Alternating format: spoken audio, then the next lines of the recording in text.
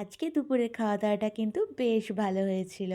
মেনুতে ছিল গরম গরম ভাত, সাথে ছিল পেঁয়াজ দিয়ে মুসুরির ডাল, চিকেন ভাজা। এটা বানিয়েছিলাম আমি গন্ধরাজ লেবুর রস দিয়ে সব রকম মশলা দিয়ে ম্যারিনেট করেছিলাম। খাওয়ার আগে গরম গরম ভেজে দিয়েছি। আর ছিল এই সময়ে খেতে ভালো লাগে ট্যাংরা মাছ।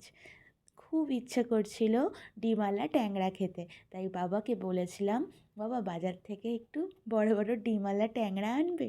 বড় বড় না হলেও বাবা কিন্তু ডিমওয়ালা ট্যাংরা এনে দিয়েছিল। আমার হাজব্যান্ড একদমই ট্যাংরা মাছ খেতে ভালোবাসে না, তাই ওর জন্যই বানিয়েছিলাম ডাল আর চিকেন ভাজা। চিকেনটাকে এভাবে ভাজলে কিন্তু খেতে খুবই ভালো লাগে, বেশ মুচমুচেও হয়েছিল। আর ডিমওয়ালা ট্যাংরা মাছ তো আমার খুব ভালো লাগে, আর মাছটাতেও বেশ স্বাদ ছিল।